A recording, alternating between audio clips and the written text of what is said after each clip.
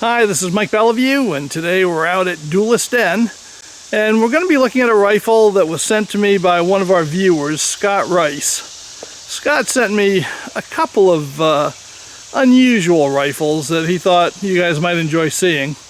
So let me show you the one that interests me the most. And this is a Hopkins Allen Under-hammer style rifle.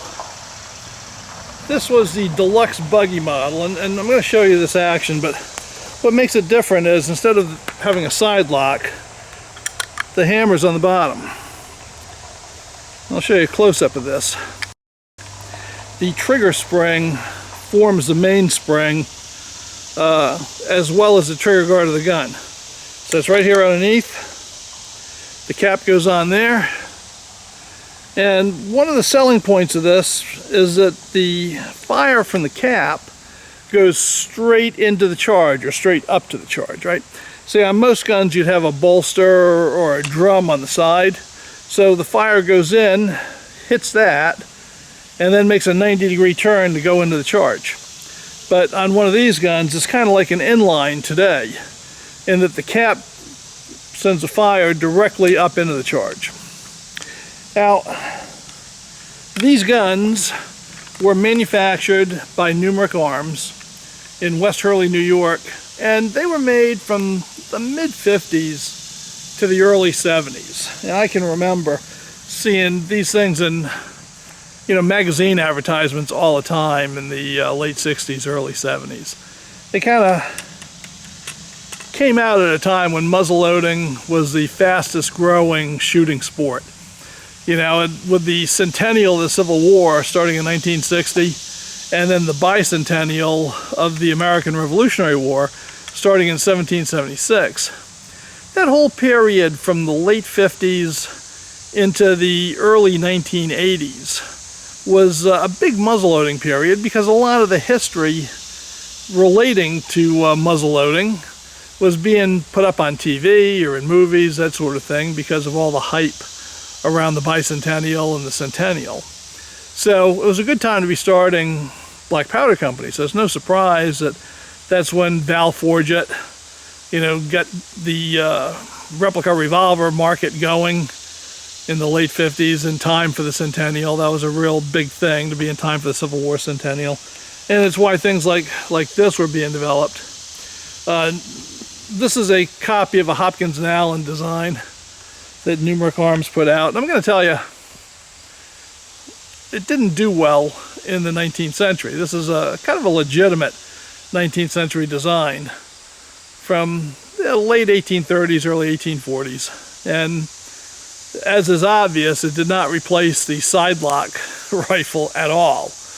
Right? So it also was not that popular as a replica, even though they had them around for quite a while. The big selling point was they were cheap, because they're cheap to make, very easy to make. But that was the main thing. And I've told a lot of guys in the industry when, I used to consult with companies that were thinking about bringing out a new product, maybe some arcane gun of the 19th century. I used to tell them that if it didn't sell well in the 19th century, it probably was not going to sell well in the 20th or 21st century either. And this is kind of a case in point on these. But I've never shot one of the rifles, and I'm quite eager to. I will say a friend of mine has the pistol version of this that he picked up in a yard sale for 40 bucks. And he's won quite a few matches with it, so they will shoot. So I'm expecting this one to shoot too. So we'll go back and load it up. I'll tell you a few more characteristics related just to this model. Okay, I'm pretty sure that this model is what was called the deluxe buggy gun model. And this, to be honest with you, is quite different from the typical Numerich Arms Hopkins Allen Under-hammer gun. And I'll show you a picture of the typical ones just so you understand. But most of them had a much smaller receiver than this. This has a long octagon receiver. Most of them had a smaller, about this big, brass receiver that's round, and the stock connects into it through a through bolt. kind of like a British Enfield stock, let's say, or a lot of shotgun stocks, two-piece shotgun stocks. So that is quite different than this, which has this long octagon receiver, and the stock bolts on with this bolt up through the bottom under the pistol grip area, the handgun grip. And what I think we're looking at here is a rifle made on the Hopkins Allen handgun action. They've got a single shot pistol, which, as I told you, a friend of mine has. And I believe this is made on that same action. On that, the pistol grip bolts up into here, just exactly like the rifle stock does. And of course, it has a shorter overall barrel. But I think they took that pistol and turned it into a little carbine. And that's what they call their deluxe buggy gun or deluxe coach gun. So, anyway, it's going to be interesting because the actual barrel itself starts about here. Right, so it's only a 22-inch barrel, which is very small. Because of that, I'm going to use a fast-burning powder in it. I'm going to use 3F Swiss in this because I don't have a whole lot of barrel to work with. All right, I'm not used to loading such a short muzzleloader, so we'll see how we do on this. I'm going to load it with 3F Swiss, as I said. Well, I'll lean it right there for now.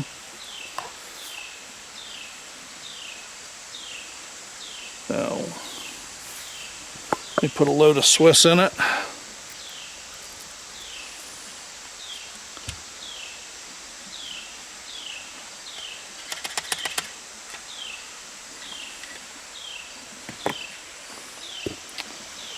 I'm going to use a lubed patch and a 440 diameter ball. Let's see if we can get her down. Use the short starter.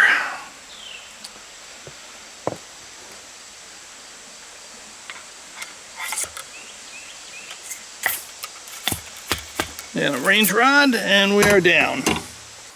Well, my rangefinder says that I'm about 37 yards away from Swing City here. So I'm going to take the Hopkins Allen Under-hammer, and I'm just going to hit Swing and Sam just to see if we can hit him.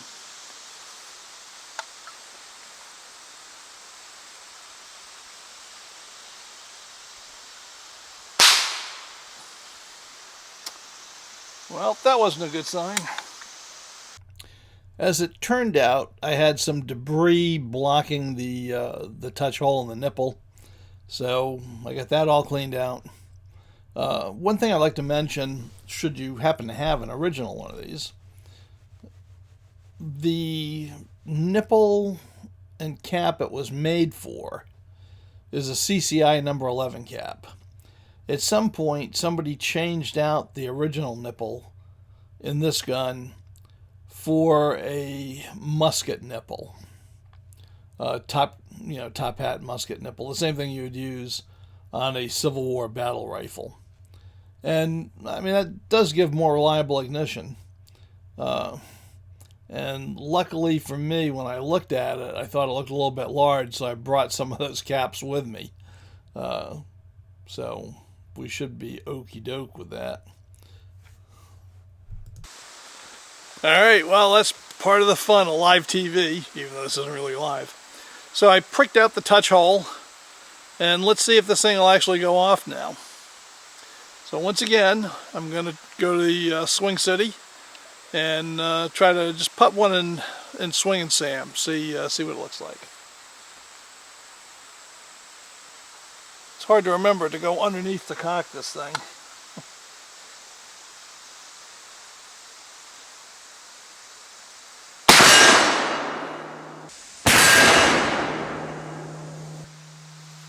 Okay, that shot pretty darn good. Okay, so the little Hopkins Allen whack Swing and Sam pretty good. So let's see if we can get one of the little circles next to him. So it's almost 40 yards. This would be a pretty good little woods walk shot. So let's see how this 22-inch barrel does. Of course, it helps if you cock it.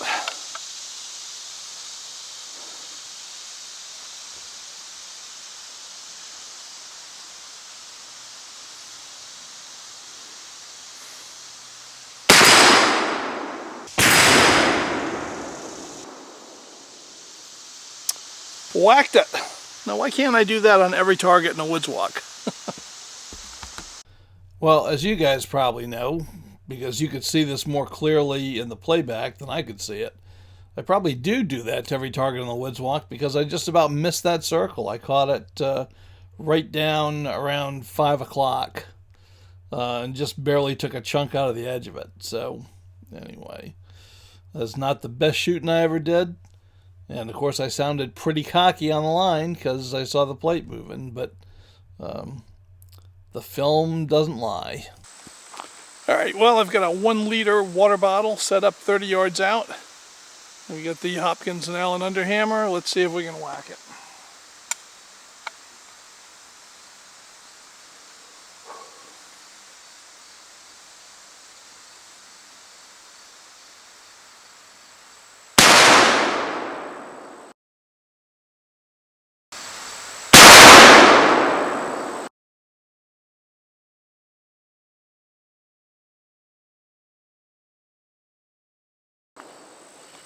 Drilled it.